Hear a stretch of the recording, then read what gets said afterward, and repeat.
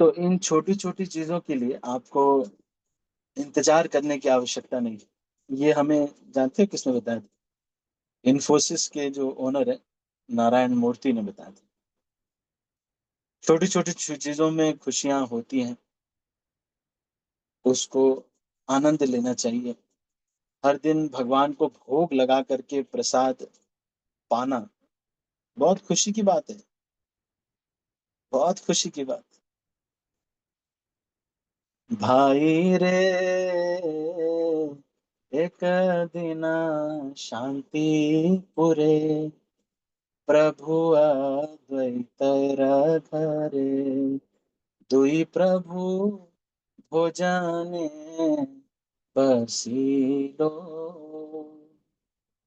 दो प्रभु गौर निताई बैठे हैं भोजन करने के लिए। मान लीजिए किसी के घर में गौर निताई विग्रह है, तो उन माताजी को, उन प्रभु जी को यही सोचना चाहिए कि मेरे घर में गौर निताई बैठे हैं, हाथ मोड़ के मुँह हाथ धुल करके इनको कुछ खिलाने के लिए। दुई प्रभु भोजने बसिलो शाका करी आस्वादन प्रभु बोले भक्तगण हे शाक कृष्ण स्वादिलो हेनो शाक आस्वादने कृष्ण प्रेम ऐसे मने से प्रेम करो आस्वादन जड़ बुद्धि परिहरी प्रसाद भोजन करी हरि हरि बोलो सर्वजन। ये क्या कह रहे हैं कि अरे ये जो भोजन है, इसको कृष्ण का जूठा है जो हम हर दिन भोग लगाते हैं। इस सच में जो पद्धति हमको बताई गई है, सबसे पहले आप भोग लगाने के लिए सबसे पहले क्या करते हैं, भगवान को, एक वीडियो भी है इंटरनेट पे अवेलेबल है, श्री चैतन्य चंद्र प्रभु जी का, इसमें बताते हैं वो कि कैसे भोग लगाए। उस तरह से नहीं, मानो हमने बस घंटी बजा करके पहले आचमन कराया, भगवान को मुंह हाथ धुला दिया, मतलब भोग रख दिया। सारे आइटम रख दिए, छोटी थाली नहीं है, बड़ी थाली है, और भगवान के लिए स्पेशल वाली थाली रखी है, जिसमें जैसे दाल चावल के अनुपात में और चपाती सब्जी के अनुपात में रखी हुई। मान लीजिए आपने 5 चपाती रखी है, 3 चपाती रखी है, इससे कम नहीं रखना चाहिए। तो 3 चपाती रखी है, अगर किसी दिन बनाया ही 1 चपाती तो अलग बात है, तो रखा है आपने। और उसके बाद पूरे अनुपात में कि इतने से खा पाएंगे भगवान, उसमें ऊपर से घी डाल दिया, तुलसी डाल दिया। उसके बाद सबसे पहले भगवान के वहां पे ताली बजाया और वहां पर भगवान के निवेदन किया, और उसके बाद आचमन पात्र से पहले भगवान को मुंह हाथ धुलवा दिया। तो आचमन पात्र से आपने 3 बार भगवान के मुंह पे लगा करके ऐसे आचमन उतार दिया, इस तरह से झुलवा दिया। जो घर में लगाते हैं वो मैं बता रहा हूँ, मंदिर में अलग प्रकार से लगाते हैं। तो उसमें पहले ये जो मुद्राएं हैं, वो भगवान को इह आगच्छ, इह तिष्ठ, इह तिष्ठ इत्यादि, यहाँ आइए, यहाँ बैठिए, ये सब करवाते हैं। तो हमें ये, फिर उसके बाद अगर गायत्री वाले भक्त हैं तो वो अपने गायत्री से हर एक प्रसाद की चीजों को स्पर्श करते हैं। नहीं है तो कुछ प्रॉब्लम नहीं, भगवान से प्रार्थना करके उसको रख करके हम 3 बार गुरु का मंत्र, 3 बार प्रभुपाद जी का, चैतन्य महाप्रभु का और कृष्ण भगवान का मंत्र बोलते हैं। उसके बाद हरे कृष्ण महामंत्र बोल करके वहीं बैठ करके थोड़ा कीर्तन करते हैं, या फिर जो लोग गायत्री करते हैं वो गायत्री करते हैं। और 20 मिनट, अगर पूरा भोजन है तो 20 मिनट, और अगर कम है थोड़ा तो 7 मिनट, अगर बहुत ज्यादा, और अगर केवल स्नैक्स हैं जैसे कि जूस या फिर कुछ है तो 2 मिनट भर में, इस तरह से करना चाहिए। और इस तरह से भोग लगा करके फिर उसके बाद हाथ ऐसे, पानी भी रखना चाहिए, उसमें भी तुलसी डालना चाहिए, और फिर ताली बजा करके जब कर लिया तो घंटी बजाते हुए भोग लगाना, और घंटी बजाते हुए भोग को उठाना चाहिए, और भगवान से आग्रह करना चाहिए कि भगवान अब इसको पा लीजिएगा। और फिर उसके बाद जब उठाने लगे तो बोलना चाहिए मैं अब इसको आपको ले जा रहे हैं। तो ये पद्धति जितनी बताई गई है, इसको पालन करने से सेम है। ठाकुर जी के जूठा और इसमें अंतर नहीं। बल किसका है? बल किसका? बल है प्रभुपाद जी। श्रील प्रभुपाद जी का ये बल है। हमारे तो शक्ति नहीं है। इस गोपाल कृष्ण गोस्वामी महाराज, भक्ति आश्रय महाराज, इनके भजन के बल से, भक्ति विनोद ठाकुर, गौर किशोर दास बाबा जी महाराज, भक्ति सिद्धांत सती ठाकुर, इनके भजन के बल से वो प्रसाद, जो कि हमने डालडा घी टाइप देसी घी में बनाया है, और जिसको कि ऐस मिल वाले आटे में मैदे के जैसा आटा जो कि उसमें बनाया गया है, और जो सब्जियां हैं वो भी काफी डीडीटी वगैरह छिड़क करके उस वाली सब्जी को, इन सब परंपरा के आचार्यों की कृपा से भगवान एक्सेप्ट करते हैं। इन परंपरा के आचार्यों की कृपा से भगवान एक्सेप्ट करते हैं, नहीं तो नहीं एक्सेप्ट करेंगे।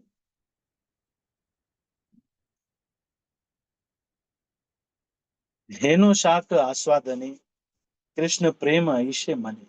कह रहे हैं कि और वही जो भगवान का जूठन है, जैसे किसी महाराज जी का महाप्रसाद हमको मिल जाता है, अगले दिन माला कितनी अच्छी होती है ना, कितना ध्यान पूर्वक होती है, मन ही नहीं चंचल होता है। आपने पता नहीं अनुभव किया होगा, नहीं मैंने तो अनुभव किया है। हैं? जब उज्ज्वला माता जी हमारे मंदिर में वो बनाते थे प्रसाद महाराज के लिए, तो हम ब्रह्मचारी थे, तो हम लेके जाते थे सारा, थोड़ा थोड़ा महाराज को देते थे। और महाराज क्योंकि कई सारे भक्त लोग लेके आते थे, तो आइटम्स हो जाते थे कई सारे। तो महाराज सबसे पहले मखाना खाते थे। मखाना तो महाराज को बहुत पसंद है। तो पहले मखाना खाएंगे, फिर कोई सब्जी होगी जिसमें नारियल अगर ग्रेट करके ऊपर डाला होगा, तो वो महाराज जरूर खाते थे। तो जैसे चपाती से सब्जी नहीं खाते थे, पहले सब्जी ऐसे खाएंगे। तो नारियल महाराज को पसंद था, मखाने, तो महाराज सारे कटोरियों में से थोड़ा थोड़ा ही खाएंगे, और फिर महाराज कहेंगे कि distribute this to my disciples. और सबके लिए नहीं बोलते थे, इसलिए क्योंकि वो लोगों ने महाराज को अपने मास्टर के रूप में एक्सेप्ट नहीं किया अभी तक, पर फिर भी ले लेते थे।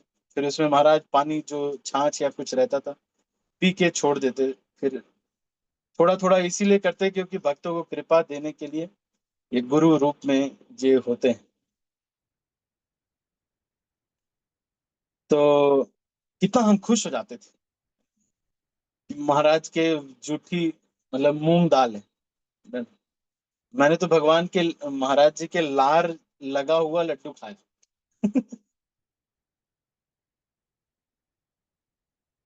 जिसमें महाराज खाए, और फिर उसका एक धागा टाइप का लार जो महाराज का, वो उस लड्डू पे गिर गया, है ना। फिर मुझे दिया महाराज ने। महाराज ने कहा कि, तो मैंने पूछा कि महाराज आप इसको क्या करना है? तो महाराज ने, इसको कहाँ रखना है? महाराज ने कहा कि, मैंने सोचा कि इतना बड़ा लड्डू है तो महाराज शायद, तो महाराज ने इतना सा ही खाया। फिर महाराज ने कहा कि, कई बार हमको लगता है ना कि महाराज लोग बहुत सारा, इतना लोग सेवा करते हैं।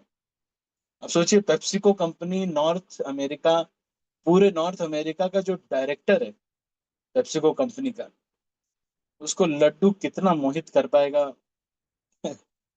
मुझे तो नहीं लगता कि मोहित कर पाएगा। मैं तो सामान्य कंपनी में नौकरी करता था, हमें बड़ी सुख सुविधा थी। हाँ, आपको अपना ऑफिस का फोटो दिखाऊंगा। मेरे पास सोफा लगा हुआ था, मुझे सोने का व्यवस्था थी। मैं सो भी सकता था। तो मेरे सोफा था, सोने का भी था, और सारे जूसेस रखे होते थे, ड्राई फ्रूट्स रखे होते थे। ऑफ कोर्स अब पहले जो लोग पीते हैं उनके लिए शराब भी होती है, लेकिन नहीं, मतलब कहने का मतलब ये है कि ऊपर जो है अवेलेबल रहता है। तो ये जो, इन लोगों को कहाँ कोई मोहित कर पाएगा ज्यादा। पर चलो, अगर कर भी कर महाराज ऐसे से थोड़ा, तो हम कितना खुश होते थे। हेनो शाक आस्वादने, कृष्ण प्रेम से मन। ये प्रसाद में इतनी ताकत है कि हृदय में एकदम प्रेम उन्माद भगवान कृष्ण के लिए उत्पन्न हो जाए। सेई प्रेमे करो आस्वादन, जड़ बुद्धि परिहरी प्रसाद भोजन करी। जिनकी बुद्धि जड़ हो गई है, जड़ का मतलब क्या है, जिनको अनित्य वस्तु नित्य लग रही है और नित्य वस्तु अनित्य लग रही है, भक्तों की कृपा, भक्त भगवान, भक्तों की सेवा, ये सब तरह से बचना चाहते हैं। और दुनिया के गैजेट्स खरीदना, ज्यादा से ज्यादा अप्लायंसेस खरीदना और सुख सुविधा से रहना, इसमें उनको ज्यादा इन्वेस्टमेंट हो गया है मन। इसका मतलब ये है जड़ बुद्धि हो गई, जड़ हो गई है ना। जड़, जड़ का मतलब क्या है? जड़ का मतलब ऐसे है, जैसे मान लो ये पेपर है, तो कोई बर्फ बन गया है, अगर कोई आ, पानी ना, तो उस पे अगर बर्फ पे टच करेंगे तो थोड़ा ही गीला होगा, मतलब जड़ हो गया है वो। लेकिन अगर पानी होगा तो उसमें डालेंगे तो पूरा पेपर गीला हो जाएगा। तो ऐसे हमारी जो बुद्धि जड़ हो जाती है, उसमें डेटा जाता तो है पर वो एब्जॉर्ब नहीं हो पाता है। ये कह रहे हैं ऐसे जिन लोग को हो गया है, बुद्धि एकदम कुंद हो गई है, दिख ही नहीं पा रहा है कि ये वैष्णव है, अरे ये तो भक्तों का सेवा है, भगवान की सेवा है। तो ये कह रहे हैं कि प्रसाद भोजने करी जड़ बुद्धि परिहरी। तो ये जो जड़ बुद्धि है ये अ, खत्म हो जाएगी। और हरि हरि बोलो सर्वजन। ठीक है, अभी इसको यहीं पर क्लोज करते हैं। तो आज हमने भगवत गीता का चर्चा नहीं किया, हमने ये चर्चा किया कि ये जो छोटी छोटी चीजें हैं, हरे कृष्णा, जो छोटी छोटी चीजें हैं वो बहुत शक्तिशाली चीजें हैं, यही हमारे भाग्य की चीजें हैं। आप इसके लिए बड़ी चीजों का इंतजार नहीं कीजिए। सब लोग बड़ी चीजें नहीं कर पाते तो क्या वो लोग भगवत धाम नहीं जाएंगे? वो भी भगवत धाम जाएंगे। हमारा बहुत भाग्य है कि हम इस प्रकार से हर दिन गीता पढ़ रहे हैं। बहुत सारे लोग इस समय हॉस्पिटल में हैं, पता है आप? हॉस्पिटल में आईसीयू भरे हुए हैं सारे, हम आईसीयू में नहीं हैं। हमारा बहुत भाग्य है। एक एक दिन हमको ये जो मिला है, ये हमको इसलिए नहीं मिला है कि मनाली में जाके स्केटिंग कर लेंगे और हम कहेंगे कि बहुत खुश हो गए हम। तो ये भौतिक अवयव है। ठीक है। तो आज हमने ये श्लोक को, चलो अच्छा मैं पढ़ देता हूँ एक, अगर आप सब लोग का इजाजत हो तो थोड़ा इसको पढ़ेंगे, एक श्लोक पढ़। तस्माद्यस्य महाबाहो निगृहीतानि सर्वश इंद्रियाणि इन्द्रियार्थेभ्यस्तस्य तद्व्या प्रतिष्ठिता। जिसकी पुरुष की इंद्रियां अपने अपने विषयों से सब प्रकार से विरत होकर उसके वश में है, उसी की बुद्धि निसंदेह स्थिर। या निशा सर्वभूतानां तस्या जागर्ति संयमी, यस्याम जागृति भूतानि सा निशा पश्यतो। इससे आश्चर्यचकित मत होइए कि जिन चीजों में आपको खुशी हो रही है दुनिया के लोगों को नहीं हो रही। एक व्यक्ति है जो लाइन में खड़े होकर के पीछे सबसे खड़ा था, और उसको जब बचा नहीं प्रसाद तो चावल और थोड़ा सा एक पनीर का टुकड़ा मिला और गुलाब जामुन का चाशनी मिला, लेकिन वो बहुत खुश है, भगवान का महाप्रसाद मिल गया, चलो कोई बात, बहुत अच्छा। और एक व्यक्ति है फर्स्ट नंबर के लाइन में है, और उसने मांगा कि प्रभु जी दो पकौड़े दे दीजिए, उन्होंने नहीं दिया, तो वो नाराज है, वो बैठा हुआ है और वो कह रहा है कि प्रभु जी इन लोगों को ना है इतना पकौड़ा, लोग भी इतने नहीं है फिर भी पकौड़े नहीं दे। तो ऐसे को कृपा नहीं मिलेगा और सुखी जीवन नहीं जी पाएंगे। इसीलिए घबराइए नहीं कि अरे प्रभु जी जैसा बताते हैं वैसा जीवन सब लोग नहीं जी रहे। और प्रभु जी कहते हैं पीछे लाइन में खड़े होकर के आनंद लो। सब लोग तो आगे लाइन तोड़ के जाना चाहते हैं प्रभु जी। तो प्रभु जी आपका कैलकुलेशन उल्टा है प्रभु जी। आप जो लेक्चर में बताते हैं वो सब उल्टा चीज बताते हैं, वो सब दुनिया में कोई कर नहीं रहा है। तो भी कोई बात नहीं, भगवान भगवत गीता में कह रहे हैं या निशा सर्वभूतानाम तस्याम जागृति संयम। जिसमें लोग एकदम आंखें खोल खोल के खड़े रहते हैं। मान लो आप जा रहे हैं, चल रहे हैं कहीं पर, जा रहे हैं, कोई माता जी हैं या वो थोड़ा वैसे वस्त्र पहन करके, या वो थोड़ा आजकल चले हुए ना वैसे वस्त्र पहन के जा रहे हैं, तो कोई अगर, उनके लिए तो बहुत it's a feast for their eyes, कि वो खूब घूर घूर के देख रहे हैं।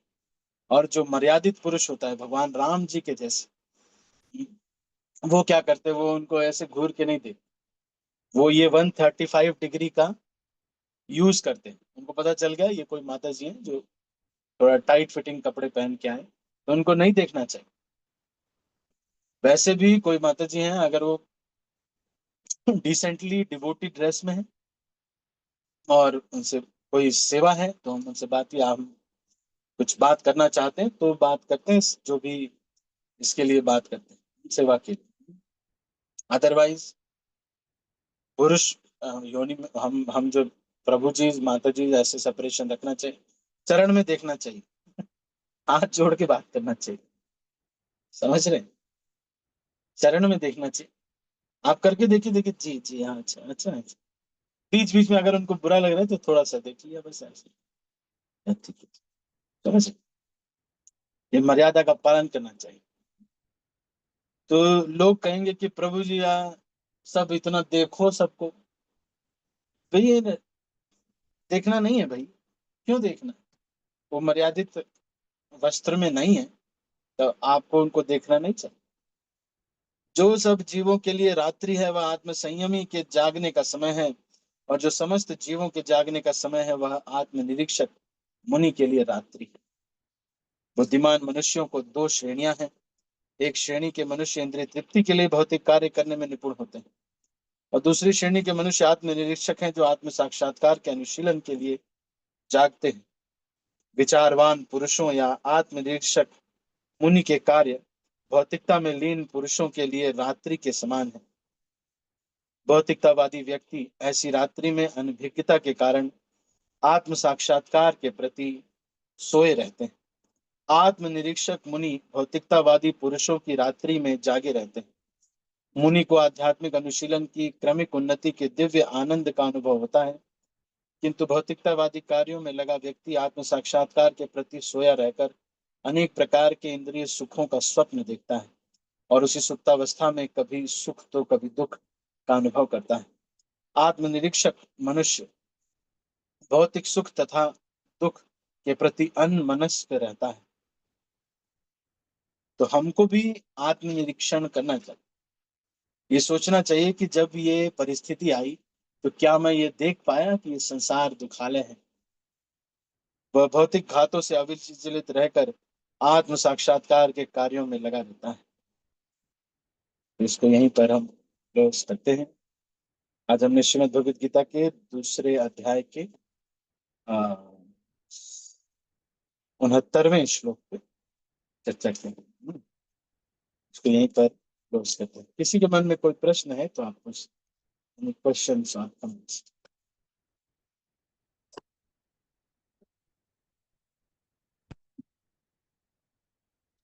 ठीक है, तो हम अभी इसको यहीं पर समाप्त करते हैं। आप सभी का बहुत बहुत धन्यवाद। हरे कृष्णा। श्रील प्रभुपाद की जय। गौर भक्त और प्रेमानंद। मैं सब भक्तों को अनम्यूट कर रहा हूँ।